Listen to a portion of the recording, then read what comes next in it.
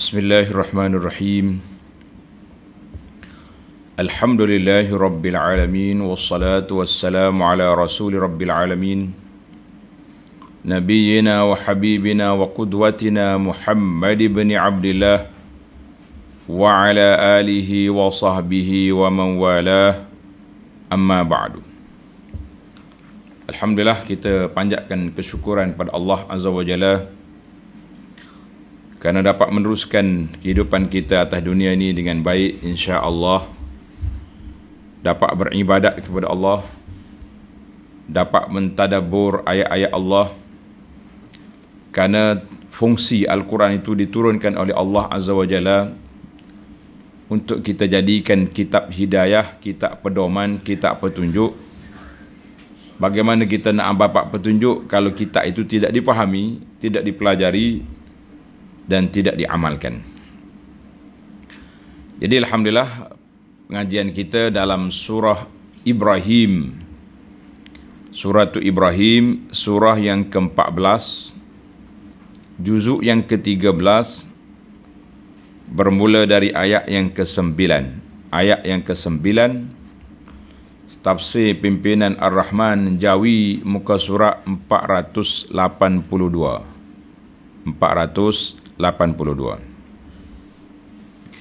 Kita baca beberapa ayat, kemudian kita pergi kepada penjelasannya, insya-Allah.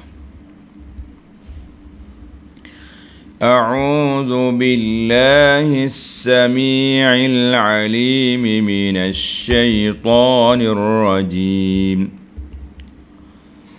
Alam يأتكم نبأ الذين من قبلكم قوم نوح وعاد وثمود والذين من بعدهم لا يعلمهم إلا الله جاءتهم رسلهم بالبينات فردوا أيديهم في أفواههم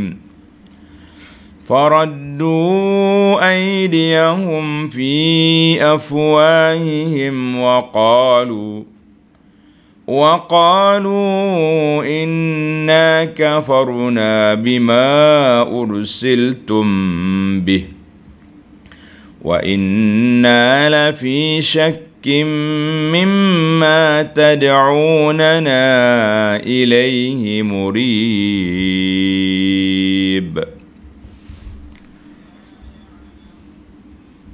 Ayat ini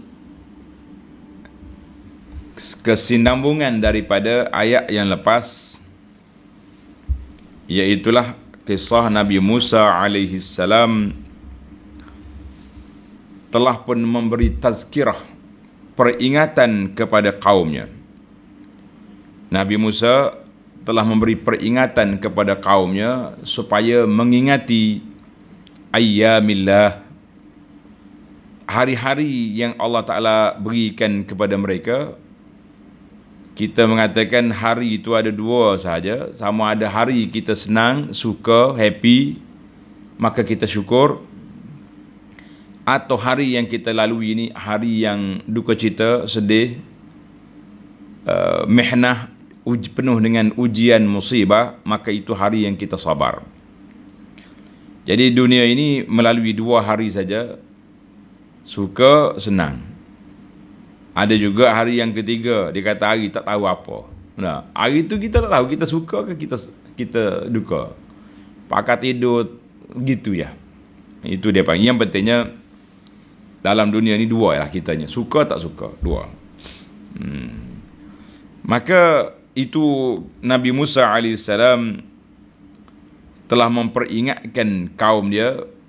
Kemudian ayat yang ke-9 ini, masih lagi para ulama tafsir mengatakan ayat ini min tamami qawli Musa liqaumihi wa qila huwa khabarun musta'nafun minallahi ta'ala li hazil ummah. Jadi ayat yang ke-9 ni, ada ulama kata kesinambungan daripada kata Musa. Hak Musa cerita kepada kaum dia tu, dia cerita lagi di sini Ada juga ulama kata ayat ini musta'naf, maknanya Allah Ta'ala mula balik untuk kita.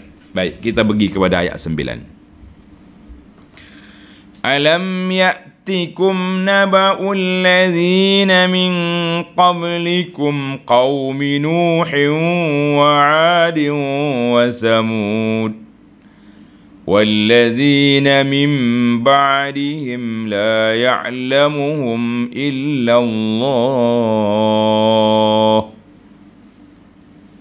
Jadi dua-dua tu nampaknya boleh. Kalau kita nak kata ini kata-kata Musa kepada kaum dia selepas dia beri nasihat supaya ingat nikmat Allah Ta'ala dan ingat azab Allah Ta'ala, Musa juga mengatakan, mengapa kamu masih berdegil? Kenapa kamu masih lagi kerah kepala, tak dengar kata? Bukankah telah datang kepada kamu khabar berita orang-orang yang terdahulu daripada kamu, iaitulah kaum Nabi Nuh, kaum Ad dan kaum Samud. Kan? Ad dengan Nabi Hud, Samud dengan Nabi Saleh, serta orang-orang yang kemudian daripada mereka, yang tiada sesiapa yang mengetahuinya, bilangan mereka melainkan Allah Azza wa Jalla. Jadi dalam ayat ini para jemaah sekalian, itulah yang saya sebut tadi. Ada ulama kata kata-kata Nabi Musa ataupun khabar musta'naf, kita kata dua-dua tu boleh. Yang pentingnya ia menjadi peringatan kepada kita semua.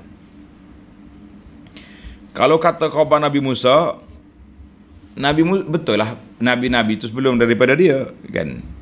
Kalau nak kata khabar Nabi kita Muhammad sallallahu alaihi wasallam pun betul. Sebab apa?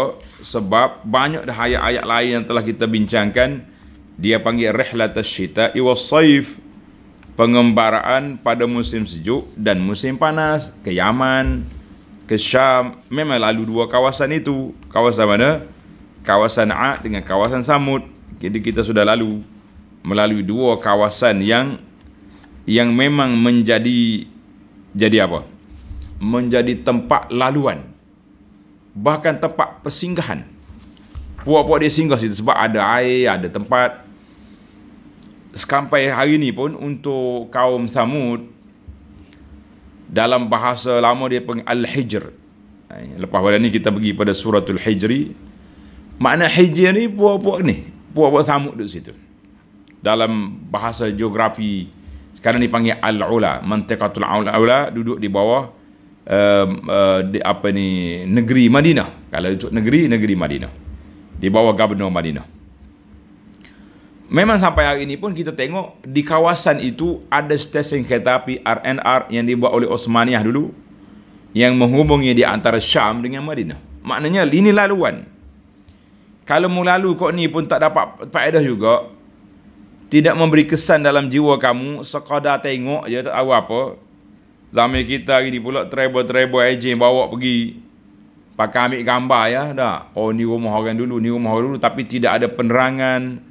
Bagaimana kita nak masuk kawasan-kawasan kena azab ni, kena menangis.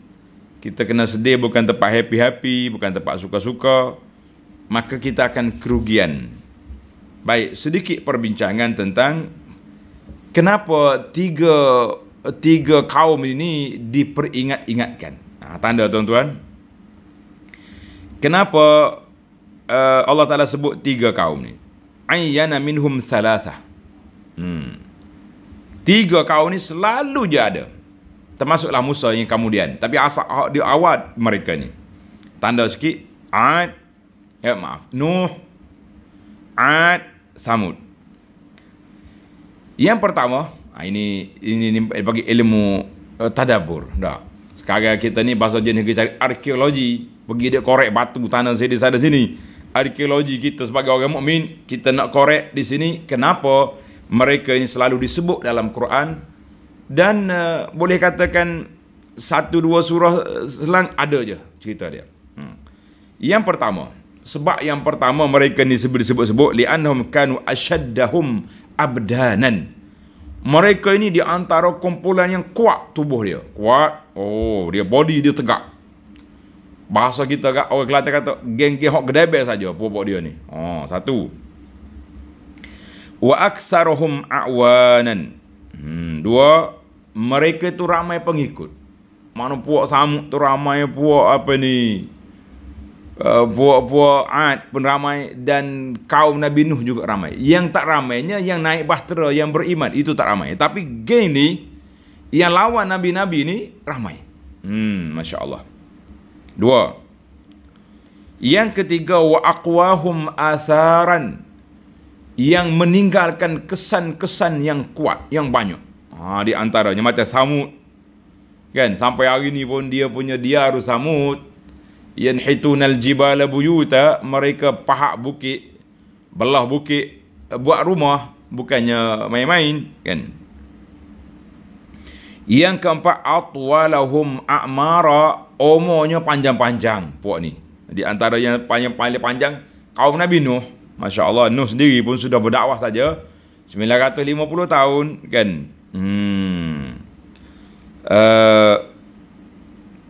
Yang ke apa ni? Baik, itu di antara 4 sebab mereka ni selalu disebut li'annal batsha idza baraza ila alwujud kan ahwal. Maknanya orang yang kuat-kuat ni bila kita tonjolkan mereka, mudah nampak. Mu nak ambil contoh atas dunia ni, tengok Nuh. Kemudian mari yang kemudian selepas zaman Nabi Musa tu, barulah mari Firaun dengan ahramnya, dengan piramidnya, dengan Abul Haul, Sphinx. Itu dia panggil Abul Haul, Arab kata. Jadi maka apa ni, mari kemudian baru mari zaman apa tu, baru mari zaman Quraisy sendiri pula. Quraisy tak tinggal apa dia. Yang adanya Kaabah. Itu yang dibina oleh Nabi Ibrahim AS, kan. Telaga Zamzam zaman Nabi Ibrahim, Nabi Ismail. Jadi internet ada orang yang membuat, mencipta sejarah, ada orang yang membaca sejarah. Macam kita jugalah. Tempat kita ni dah. Ada orang yang mencipta sejarah, dia buat pengetamadun, pembangunan. Ada orang yang membaca sejarah, dan ada orang yang mengenangi sejarah, ada orang yang buta sejarah. Waliyazubillah. Pada itulah kata di Syekh Jamil Misri rahimahullah ta'ala dalam kitabnya Hadir al-Alam al-Islami, dia kata al-aqilu man yasta'rida madhihi wa yatatalla'u ila ghadihi. Orang yang berakal, yang cerdik itu orang yang sentiasa membelek-balik sejarah. Tengok ibrah, pengajaran, kenapa mereka jadi gini, kenapa.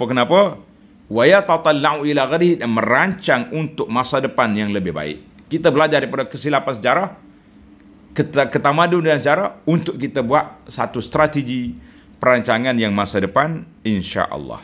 Baik. Apa yang kita nasihat Nabi Musa ataupun nasihat Allah Taala peringatkan kepada kita, 3 kaum yang besar ni sudah pun diceritakan. Kemudian Tuhan kata apa? Ja'atuhum rusuluhum bil bayinat. Bilangan nabi-nabi tu, Allah bilangan pengikut-pengikut hak menentang nabi, Allah Taala yang mengetahui. Mereka telah didatangi oleh rasul-rasulnya dengan membawa keterangan-keterangan yang nyata. Ingat, rasul alaihi wassalatu wassalam itu khija mereka. Dalam siri yang lepas kita dah sebut, wa ma alaika illa al balagh, khija rasul, khija para mursalin, khija dia apa? Menyampaikan. Mereka telah menjalankan tugas, menyampaikan dengan hujah-hujah yang jelas, yang nyata, mukjizat-mukjizat yang terserlah, mukjizat yang nyata. Apa dia? Nabi Nuh dengan mukjizat dia, Nabi Saleh dengan unta dia, masuk kaum Samud lawan, kan. Nabi Hud dengan mukjizat dia. Tapi apa boleh buat?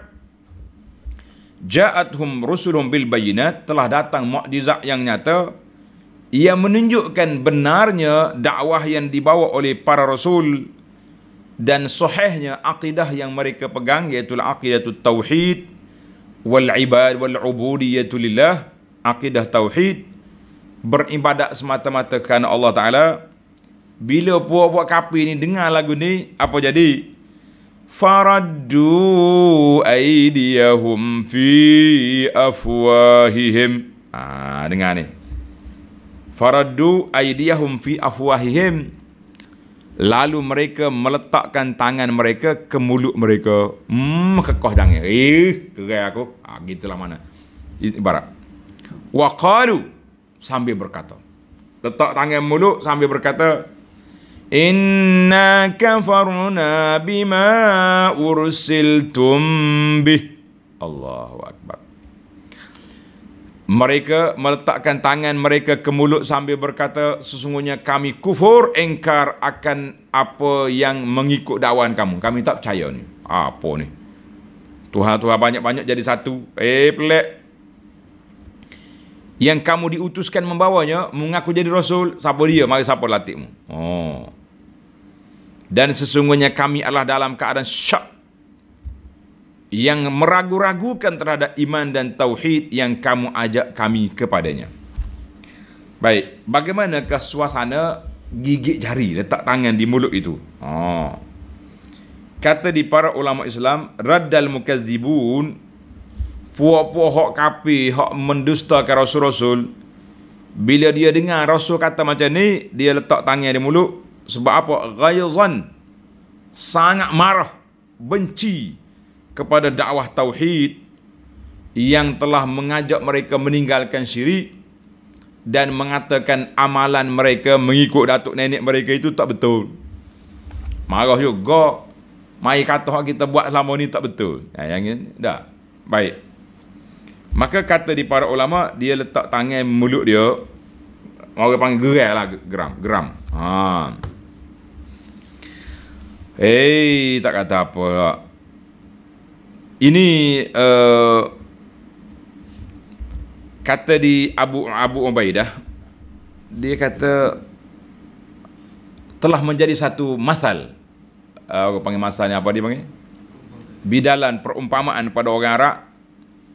Bila dia nak marah apa-apa, tak tangan mulut tu maknanya gerai tu ke. Orang panggil naik seh lah dia. Benar?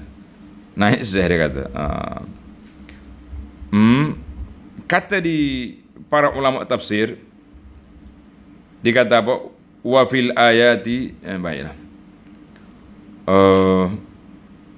Wa qalu inna kafarna bima ursiltum bihi, kami tak percaya. Apa ya dengan apa hak mu kata ni? Tak setuju ni, kan? Macam-macam ulama tafsir kata ni. Letak tangan mulut ni sebab nak marah saja. Kata orang gigit jari, kak. Ada juga ulama kata wada'u aydiyahum fi alafahim ikhfa'an li shiddatid dhahik. Ada juga. Dia kata bila dengar Rasul kata dia ni tauhid, pakai tangan mulut nak suka. Ada juga pasal dia ni. Luculah puakmu ni. Mari, funny dia kata. Mari cakap apa ni? Tauhid, dua Tuhan satu. Pelik-pelik tangan mulut ni nak ketawa. Ada juga. Maknanya perli dengan dakwaan Rasul alaihi wassalatu wassalam. Dua, tadi nak marah. Hak ni pasal jenis nak ketawa pula. Macam-macam. Kita kata ulama tafsir ni sebut aqwal, kita pun boleh bayangkan bagaimana suasana mereka. Ada hak jenis marah, hak beke, ada hak jenis perli-perli, kan? Maka wa fil ayatil karimati aqwal, di antaranya bila mereka dengar kitab Allah Taala ajibu. Muhammad pelik apa ni? Rasul-rasul ramai, Tuhan ramai banyak jadi satu. Pelik. Bila pelik tak sini. Satu. Ada juga bila Rasul sebut mereka tu, dia isyarat dengan tangan. Shh. Cakap apa lagu ni? Itu isyarat. Tak tangan mulut mana? Shh. Orang tak cakap lagu ni. Malu kok orang ni. Ada juga ia mengatakan wada'u aydihim ala afwahi rasul. Dia pergi dekat Nabi hendak cakap tu, dia tak tangan mulut. Tutup. Stop. Cakap Tuhan kami ni kata-kata ni, tok nenek sambah ni. Mana? Maknanya macam-macam respon dia punya tindak balas daripada kaum Nabi kepada mereka. Yang pentingnya inna kafarna bima ursiltum bihi, kami tak percaya dengan apa yang kamu kata. Wa inna la fi syakkim mimma tad'unana ilaihi murib. Bukan setakat tak percaya, kami ragulah dengan dakwahmu ni, dengan dakwaan kamu ni. Oh, peliknya kata. Jadi kata di para ulama tafsir, macam mana ni? Nak.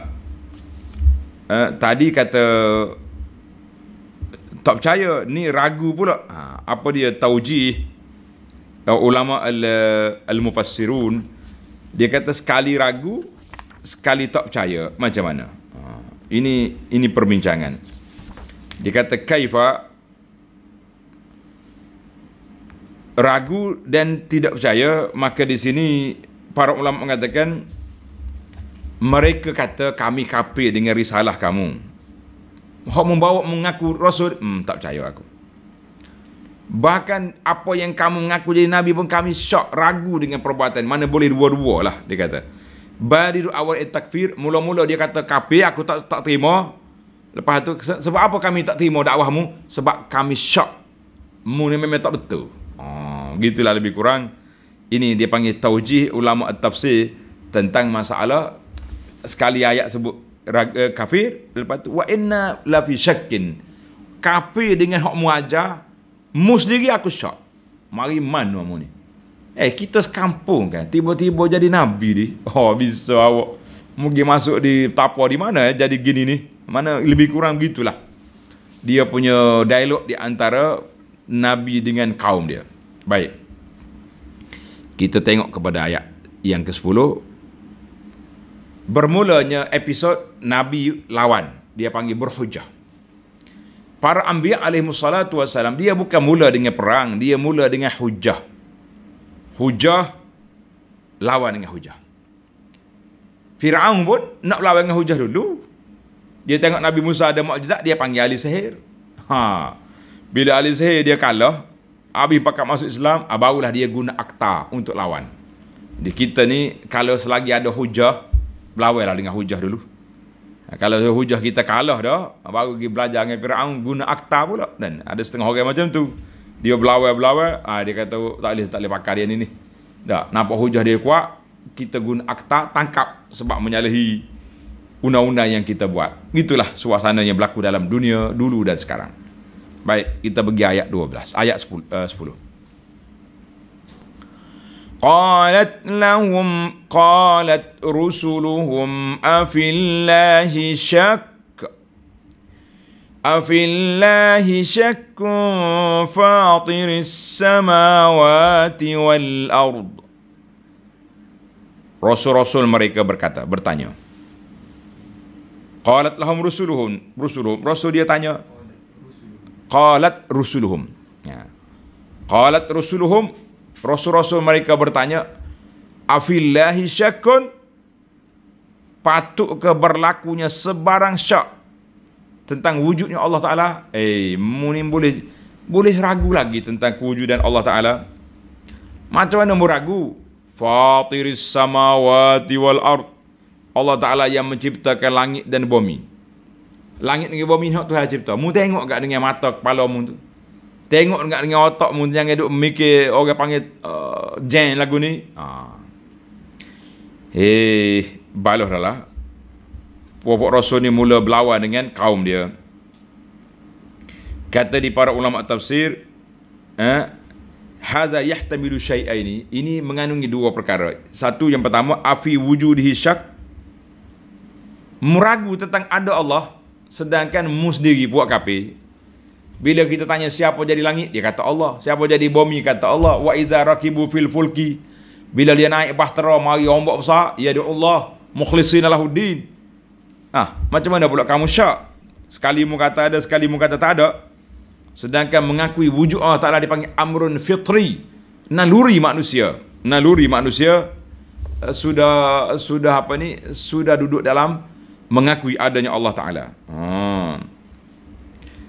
Ada juga afillahi syakun, apakah kamu meragu tentang ketuhanan Allah Azza wa Jalla itu sendiri? Dia tahu, dia mengaku Allah Ta'ala itu ada, tapi dia syak, kafir tentang ketuhanan Allah Ta'ala. Maknanya Tuhan ada, tapi ada syirik dengan sekali dengan dia. Ini masalah.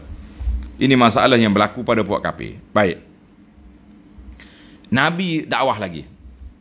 yad'ukum liyaghfira lakum min dhunubikum. Yad'ukum liyaghfira lakum min dhunubikum. Tujuan Tuhan panggil kamu ni untuk apa? Tanda. Allah panggil kamu supaya beriman kerana hendak membersihkan dan melepaskan kamu dari dosa-dosa kamu. Dosa syirik kamu tu Allah Ta'ala lepaskan. Nah, ingat molek ni. Dosa syirik kamu tu dilepaskan oleh Allah Azza wa Jalla. Kalau mu beriman, tak ada dosa. Kosong balik dia punya rekod. Masya Allah, tabarakallah. Mun apa lagi? Yang pertama, Allah Ta'ala akan lepaskan dosa-dosa kamu. Yang kedua, wa yuakhirakum ila ajalim musamma. Dan Allah akan memberi tempoh kepada kamu hingga ke suatu masa yang tertentu. Mana kalau kamu derhaka atas dunia ni, kan, kalau kamu berdosa maksiat, Tuhan tak ambil selalu tindakan. Diberi tempoh. Khususnya zaman Nabi kita sallallahu alaihi wasallam ini sangat panjang tempoh dia. Ada orang yang lawan Islam daripada dia muda sampai dia mati, tak kena azab atas dunia.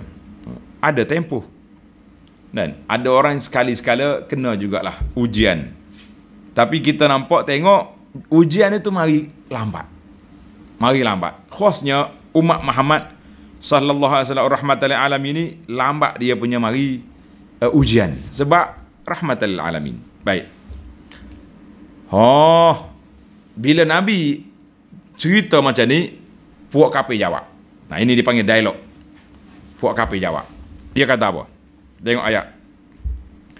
Qalu in antum illa basyarum misluna. Sudah. 3 jawapan balas puak kafir. 3 jawapan balas. Yang pertama, qalu in antum illa basyarum misluna. Mereka menjawab, kamu tidak lain hanyalah manusia seperti kami. Satu. Tanda. Jawapan balas puak kafir. Yang kedua, turiduna an tasudduna amma kana ya'budu abauna. Apalah mu ni nabi-nabi mengaku jadi nabi, kamu bertujuan hendak menyekat kami daripada menyembah apa yang telah disembah oleh datuk nenek kami. Yang kedua, isu budaya, kebiasaan masyarakat. Tak boleh tegur hak masyarakat, kena atas kepala lalu. Ini kita kadang-kadang kita belajar juga daripada apa yang berlaku pada Nabi kepada dakwah kita pada hari ini. Bila kita tegur perbuatan masyarakat, dok main puja pantai lah, puja hantu lah, puja kubur, macam-macam. Bila kita tegur, yang salahnya orang yang menegur, bukan orang yang ditegur. Salah ni. Orang dah buat lama dah, tiba-tiba awak mari. Geger pula. Sehari dua ni sibuk tentang Nabi Khidir. Khidir ni 2 perbincangan. Yang pertama, dia tu Nabi ke tak Nabi? Itu pun khilaf ulama. Yang kedua, hidup lagi ke sudah mati? Khilaf juga.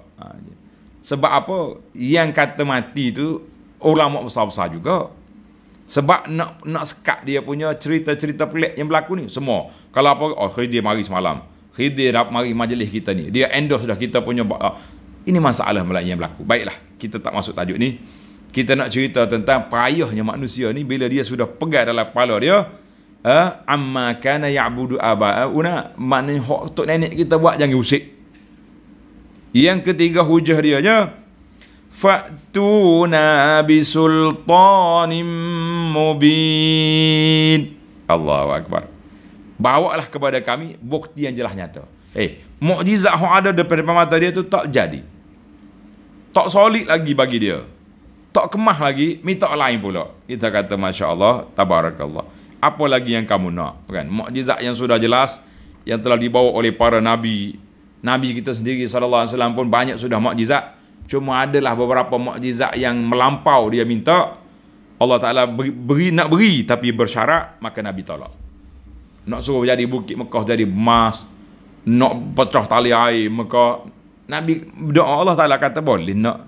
Tapi kalau dia tak ikut juga, mati habis. Nabi kita rahmatan lil alamin kata biar. Kita tunggu anak cucu dia mari. Baik. Para jemaah sekalian, kita pergi kepada ayat yang ke-11, jawapan balas daripada Nabi kepada kafir. Ini ayat-ayat ni kita letak tajuk di bawah dialog perdebatan di antara para nabi dengan pengikut. قالت لهم رسلهم إن نحن إلا بشر مثلكم ولكن الله يمن على من يشاء من عباده وما كان لنا أن نأتيكم بسلطان إلا بإذن الله وعلى الله فليتوكل المؤمنون. الله أكبر. رد عليهم الرسول. Rasul alaihimussalatu wassalam telah menjawab balik tuduhan, syubhat, hujah yang ditimbul oleh puak kafir. Rasul-rasul mereka berkata kepada mereka, in nahnu illa basyarum mislukum walakinnallaha yamunnu ala man yasha'u min ibadihi. Betul. Mutuduh kami tadi, dia kata apa? Wa qalu, mana tuduhan jahat tadi? Dia kata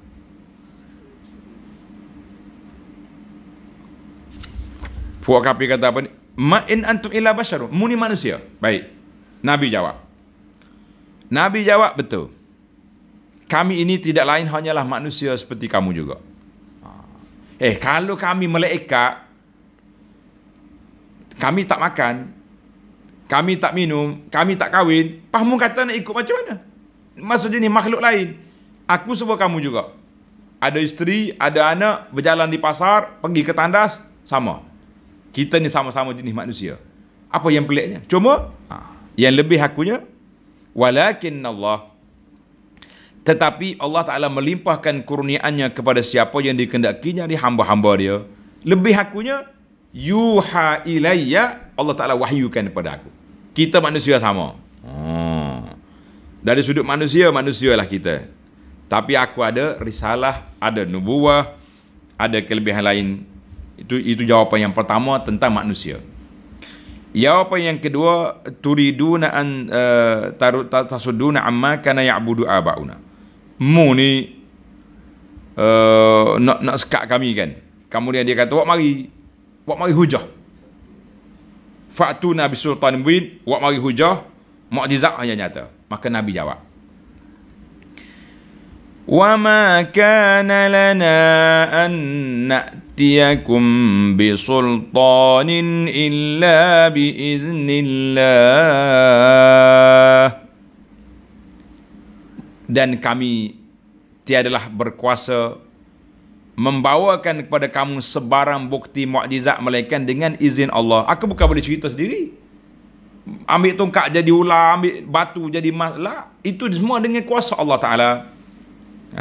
Maka jawapan yang ketiga daripada Nabi alaihimussalatu wassalam, ini yang tak ada pada orang kafir, iaitulah jawapan kami hanya bertawakal kepada Allah. Kami tak pegang dengan berhala, tak pegang dengan hantu, tak pegang dengan tu dengan ni. Tapi dakwah kami, pergantungan hati kami, akidah kami, wa 'alallahi falyatawakkalul mu'minun. Dan dengan yang demikian maka kepada Allah jualah hendaknya orang-orang yang beriman berserah diri. Jadi orang kita ni beriman pada Allah, tawakal pada Allah Azza wa Jalla. Mu buat kafir tak ada tu. Dok mai minta mukjizat. Kalau mari mukjizat, mu tak percaya juga. Itu jawapan para nabi. Kemudian dakwah Nabi disimpulkan dengan ayat yang ke-12. وَمَا لَنَا أَلَّا نَتَوَكَّلَ عَلَى اللَّهِ وَقَدْ هَدَانَا سُبُلَنَا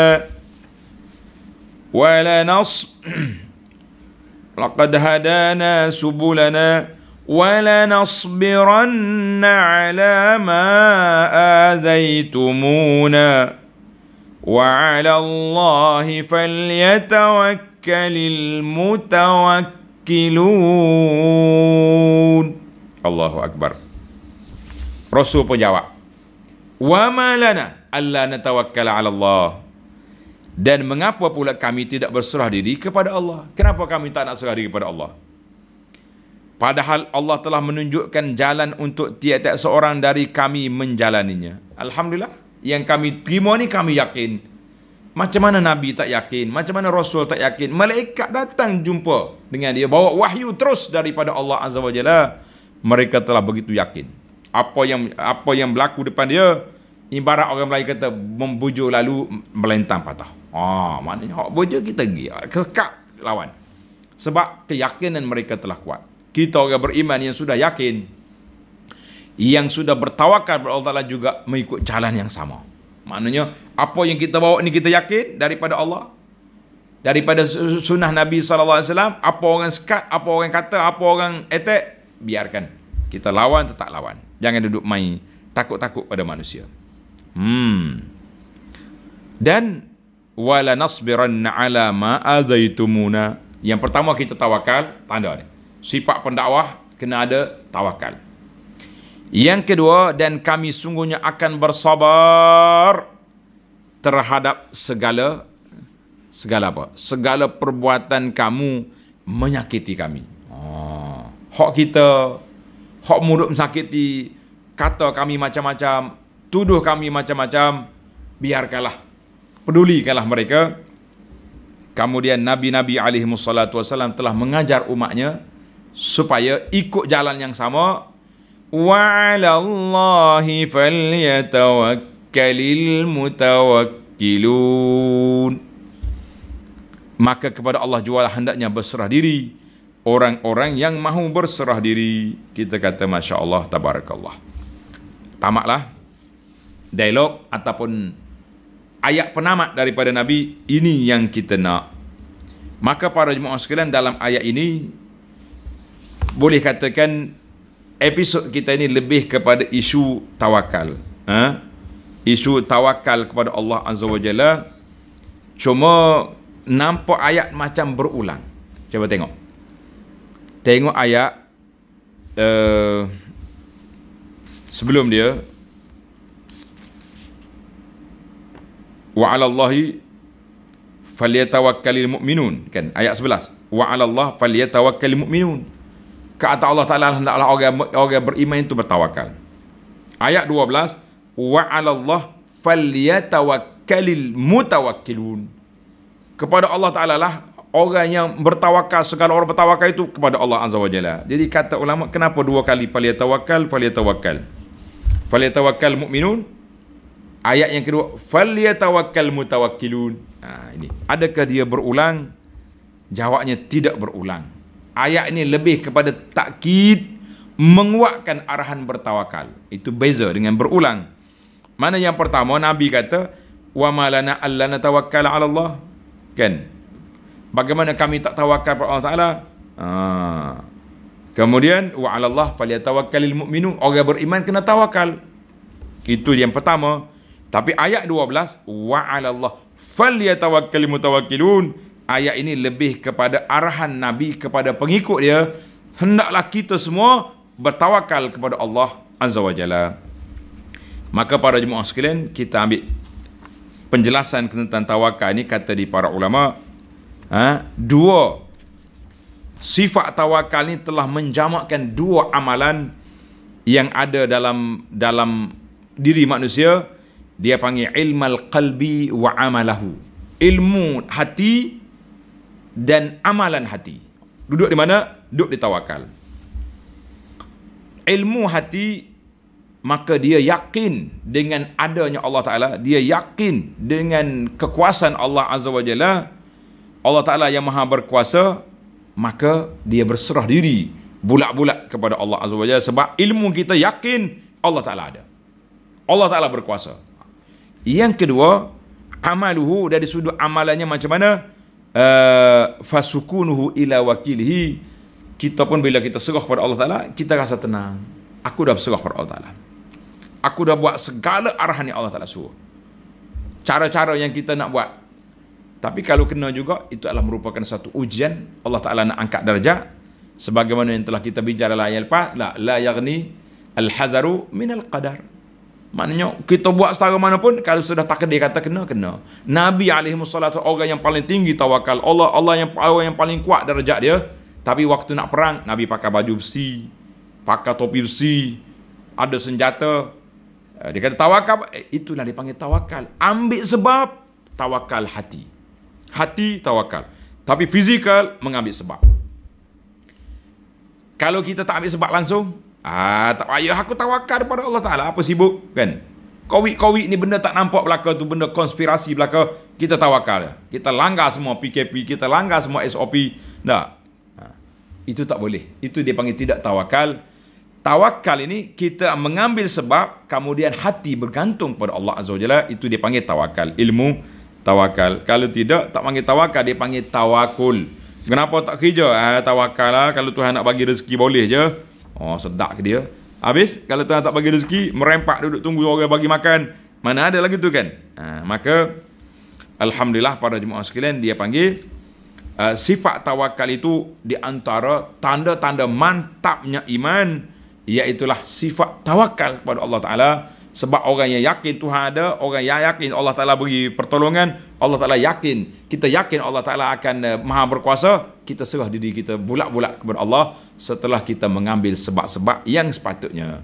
Jadi para jemaah sekalian, itulah yang dibincangkan oleh para ulama kita tentang tawakal. InsyaAllah kita sambung lagi perbincangan kita dalam ayat yang ke-13 dalam siri yang akan datang. Subhanakallahumma wa bihamdika asyhadu an la ilaha illa anta astaghfiruka wa atubu ilaih. Wa sallallahu ala nabiyyina Muhammad wa ala alihi wa sahbihi ajma'in. Walhamdulillahi rabbil alamin. Wassalamu alaikum warahmatullahi wabarakatuh.